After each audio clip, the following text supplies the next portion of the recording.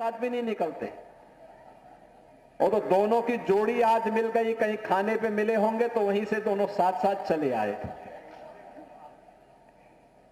लेकिन यहां आकर के उनकी ठंड भी आपकी खेल प्रतियोगिता को देख करके गायब हो गई और मुझे बहुत अच्छा लगा।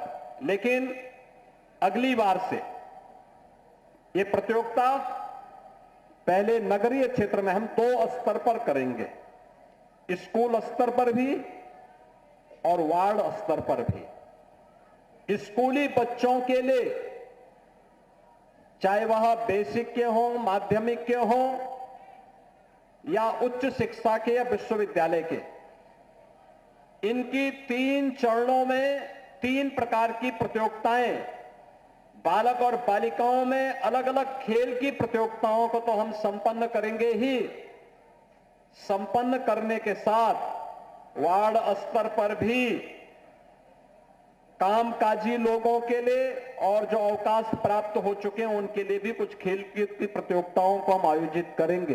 पहले वार्ड स्तर पर, फिर महानगर के 4 से 6 अलग अलग छोटे छोटे उपनगर बना करके उस स्तर पर, और फिर महानगर स्तर पर इस पूरी प्रतियोगिता को हम आयोजित करेंगे और उन सभी प्रतिभागी खिलाड़ियों को और पुरस्कार प्राप्त करने वाले खिलाड़ियों को फिर बड़े समारोह में उन्हें सम्मानित करने का काम भी किया जाएगा।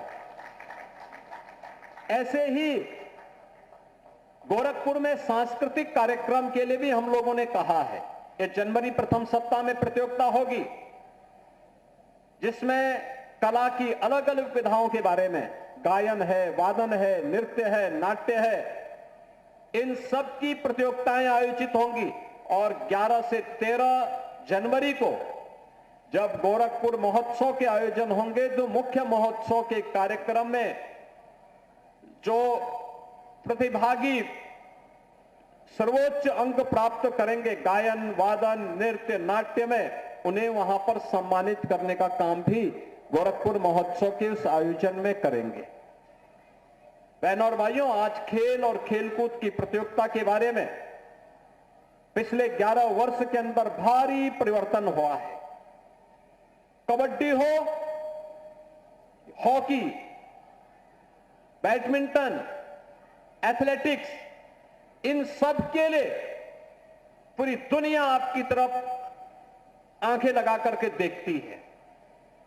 ओलंपिक हो, एशियाड हो, कॉमनवेल्थ हो, वर्ल्ड चैंपियनशिप हो, इन सभी खेलकूद की प्रतियोगिताओं में इन प्रतिस्पर्धाओं की एक नई मांग और एक नई प्रतिस्पर्धा यहां पर खड़ी हो चुकी है। और इसी को ध्यान में रख करके सरकार ने तय किया कि हर गांव में एक खेल का मैदान होना चाहिए। देखिए, ये स्पोर्ट्स कॉलेज का कैंपस है, कितना भव्य स्टेडियम का निर्माण यहां पर भी हो रहा है। रीजनल स्पोर्ट्स स्टेडियम में भी पहली बार पक्का स्टेडियम बन रहा है, बहुत भव्य 63 करोड़ रुपए की लागत से स्टेडियम का निर्माण हम वहां पर करने जा रहे हैं। और गोरखपुर में बेलीपार के पास, वहां पर भी हम लोग एक इंटरनेशनल स्टेडियम का निर्माण करने जा रहे हैं, जहां इंटरनेशनल स्पोर्ट्स की प्रतिस्पर्धा को आगे बढ़ा करके गोरखपुर और पूर्वी उत्तर प्रदेश के नौजवानों को खेल और खेलकूद की प्रतियोगिता में आगे बढ़ने का एक अवसर प्राप्त हो सके। हर विकास खंड स्तर पर मिनी स्टेडियम और जनपद स्तर पर बड़ा स्टेडियम बने।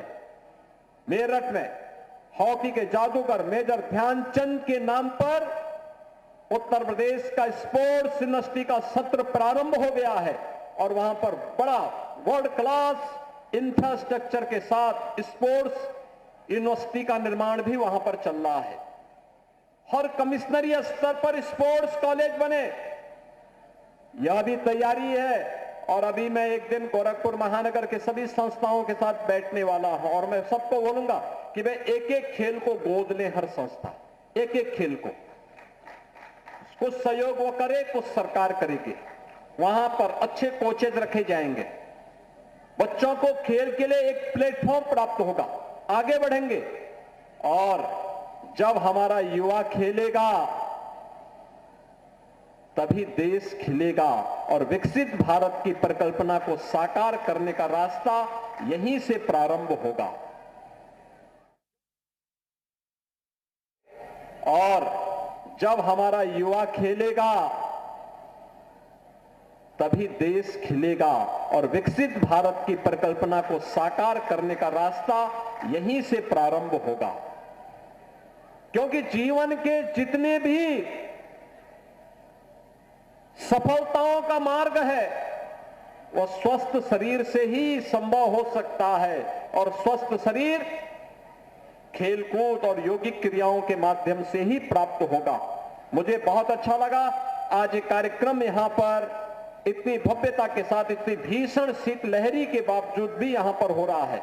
मैं इस अवसर पर एक बार फिर से प्रतिभागी सभी खिलाड़ियों को हृदय से बधाई देता हूं।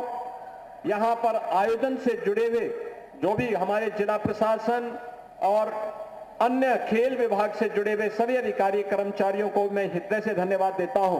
प्रतिभागी खिलाड़ियों का अभिनंदन करता हूं।